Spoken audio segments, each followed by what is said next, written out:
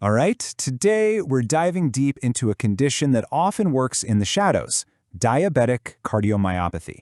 This is a direct, damaging attack on the heart muscle itself, and it's caused by diabetes. So let's get right into it and see exactly how this whole complex process unfolds. 80% of deaths in people with diabetes are because of cardiovascular problems. This is not some minor side effect. For many, it's the main event, the primary threat. So what exactly is diabetic cardiomyopathy, or DCM? Well, the most important part of this definition is what's missing. We're not talking about heart problems from the usual suspects like high blood pressure or clogged arteries. No, DCM is when the heart muscle itself begins to fail, purely because of the metabolic chaos that diabetes creates inside the body. It's like a silent enemy attacking from within. To really wrap our heads around how this happens, we're going to frame it as a multi-pronged attack, a five-front assault on the heart. We're going to investigate how diabetes systematically targets the heart's fuel supply, its internal structure, its electrical signals, its pressure control system, and even its tiny microscopic power plants. Okay, our first front of attack starts with fuel. You know, the heart is an engine that never ever stops, so how it gets its energy is absolutely crucial. But in diabetes, this fundamental process goes completely haywire. And this question really gets to the heart of the matter. The very things that are supposed to power every beat, glucose and fats, they actually become toxic in this environment. The entire system gets overloaded and the consequences, they're severe. Let's walk through this toxic cascade step by step. First, because of insulin resistance, the heart cells can't easily pull in glucose for energy. So, they're forced to switch to their backup fuel, fatty acids. But here's the problem. They start burning way too many of them. This creates this toxic sludge of lipid byproducts, a state we call lipotoxicity. And at the exact same time, all that extra glucose that's just floating around forms something called advanced glycation end products, or AGEs. Think of these like sticky glue gumming up the works, making the heart muscle stiff and scarred. And this really puts it in stark contrast. A healthy heart cell, it just runs cleanly and efficiently on glucose. But the diabetic heart cell is literally drowning in fats. It creates a toxic environment that just cripples its ability to function and damages its very structure. It's a full-blown energy crisis at the cellular level. Now that fuel overload we just talked about, it leads directly to our second front, oxidative stress. See, inefficiently burning all those fats produces a really dangerous byproduct. And this isn't some minor issue. It's like a chemical storm raging inside the cell. And this storm is made of something called reactive oxygen species, or ROS. Honestly, the best way to think about them is as cellular rust. Just like rust corrodes and weakens metal until it falls apart, ROS corrode and weaken the vital parts of our cells. It's a really powerful and destructive process. The damage here is just widespread. This cellular rust directly messes with DNA. It can actually tell heart muscle cells to commit suicide, a process called apoptosis, and it makes the heart weaker and stiffer. The critical thing to get here is that oxidative stress isn't just one problem. It's a force multiplier that makes every other part of DCM even worse. The third line of attack targets the heart's wiring. So we've talked about fuel and we've talked about rust. Now let's talk about the electricity. Every single heartbeat is governed by a super precise electrical signal, and that signal depends on calcium. This is the key question for this whole section. See, a healthy heart doesn't just need to contract powerfully, it also needs to relax quickly and completely so it can fill up with blood for the next beat. Diabetes fundamentally messes up this relaxation process. And this slide shows us exactly why.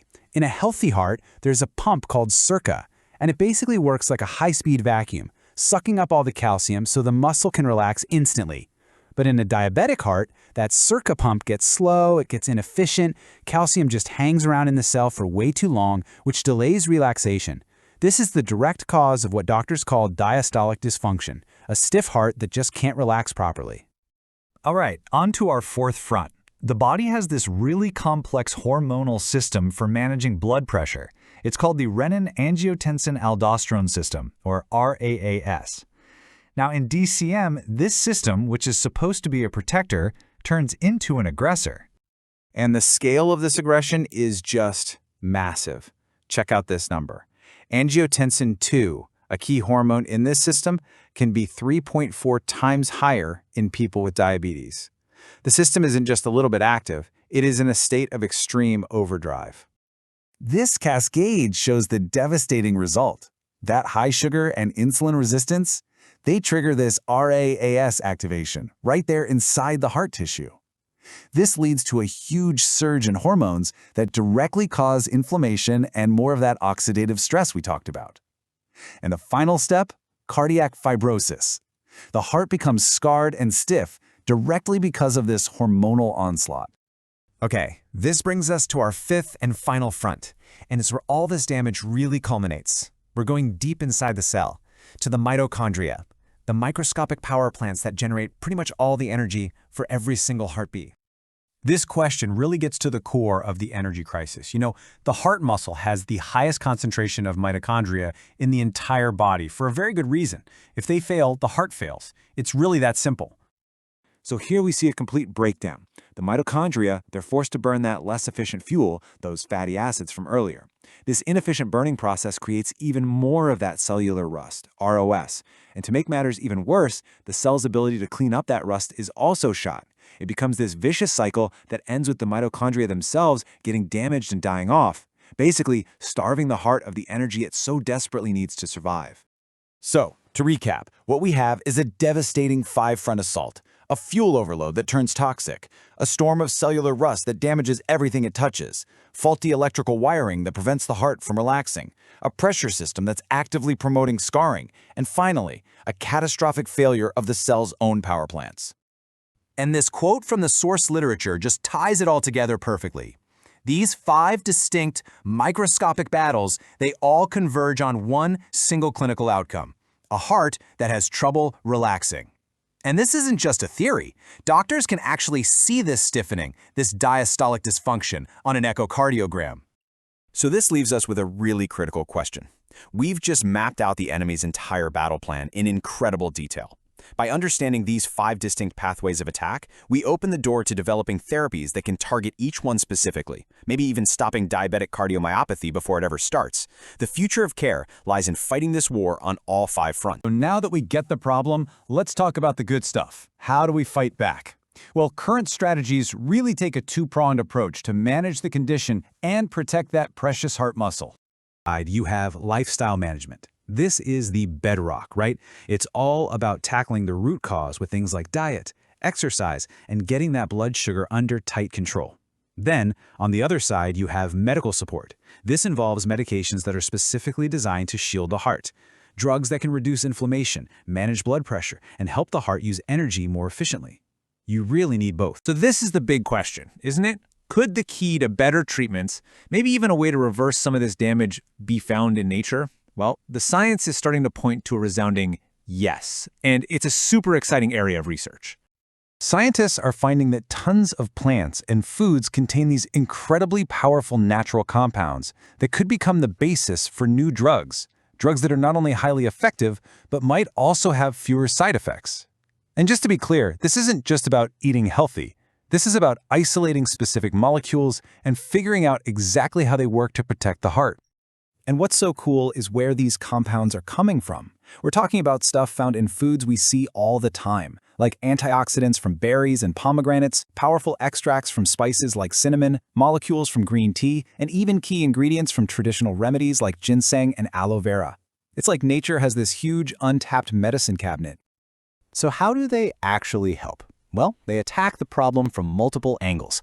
A huge chunk of their benefit comes from fighting off that cell rust, or oxidative stress, but they're also great at calming down inflammation and preventing that heart stiffening we talked about. Some even help the heart cells use energy better. Basically, they can interrupt that destructive chain reaction at several key points. So, let's bring it all home. What's the big takeaway here? Diabetic cardiomyopathy is, without a doubt, a serious risk for anyone with diabetes. But, and this is a big but, it is not a hopeless situation. A combination of being proactive with your lifestyle, using the medical support that's out there, and the incredible promise of these new, nature-inspired treatments offers some very real hope. And that kind of leaves us with a final thought to chew on. After seeing how this whole chain reaction works, from a simple sugar molecule all the way to the stiffening of your heart muscle, what's the one most important change you could make for your own heart health, starting right now today? Hey, thanks so much for joining us at BioTuber Online.